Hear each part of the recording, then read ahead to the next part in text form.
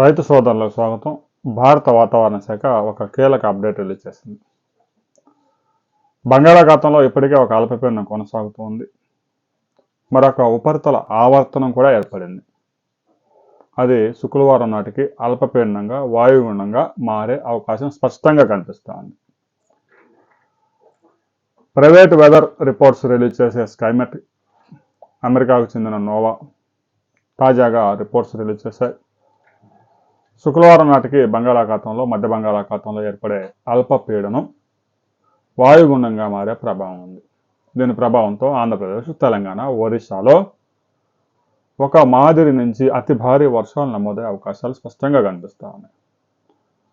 ఇప్పటికే ఒక అల్పపీడనం ఏర్పడే కొంచెం బలహీనపడింది. అది ఒరిస్సా మీద తీవ్రంగా ప్రభావం చూపుతుంది. ఆంధ్రప్రదేశ్లోని విజయనగరం, విశాఖపట్నం, శ్రీకాకుళం జిల్లాల్లో విస్తారంగా వర్షాలు కురుస్తూ ఉన్నాయి.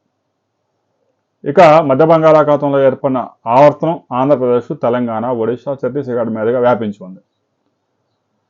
దీని ప్రభావం తోడుగా నైరుతి ఋతుపవనాల నిష్క్రమణ, అల్పపీడనం మొత్తం కలిపి ఆంధ్రప్రదేశ్లో చాలా ప్రాంతాల్లో మోస్తరు వర్షాలు, కొన్ని ప్రాంతాల్లో 5 నుంచి 6 సెంటీమీటర్ల భారీ వర్షాలు నమోదవుతున్నాయి.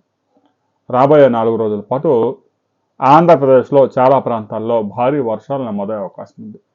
ఉభయ గోదావరి, కృష్ణా, గుంటూరు జిల్లాల్లో 7 నుంచి 8 సెంటీమీటర్లు, విజయనగరం, విశాఖపట్నం, శ్రీకాకుళం జిల్లాల్లో 6 నుంచి 9 సెంటీమీటర్లు, ఇక రాయలసీమలోని చిత్తూరు, అనంతపురం, కడప, కర్నూలు జిల్లాల్లో 3 నుంచి 5 సెంటీమీటర్ల అతి భారీ వర్షాలు నమోదయ్యే అవకాశం ఉంది. తెలంగాణలోని ఆదిలాబాద్, కరీంనగర్, వరంగల్, ఖమ్మం, ఉమ్మడి నల్గొండ జిల్లాల్లో కూడా చాలా ప్రాంతాల్లో మోస్తరు వర్షాలు, కొన్ని ప్రాంతాల్లో భారీ నుంచి అతి భారీ వర్షాలు, కుండపోత వర్షాలు నమోదయ్యే ప్రమాదం ఉంది.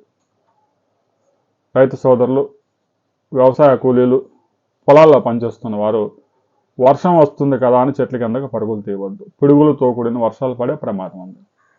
ఇప్పటికే ఈ సీజన్ ప్రారంభమైన తర్వాత 2 తెలుగు రాష్ట్రాలు 22 మంది పిడుగులు పడి ప్రాణాలు కోల్పోయారు. రాబోయే 4 రోజుల పాటు విస్తారంగా వర్షాలు కురిసే అవకాశం ఉంది. దీనికి అనుగుణంగా వ్యవసాయ పనులు ప్లాన్ చేసుకోవాలి, ప్రణాళిక సిద్ధం చేసుకోవాలని చెప్పి వ్యవసాయ శాఖ అధికారులు కూడా సూచనలు జారీ చేశారు. గడిచిన 24 గంటల్లో మీ ప్రాంతంలో ఎంత వర్షపాతం పడింది, అసలు వర్షం పడిందా లేదా అనే వివరాలని కామెంట్ చేయండి.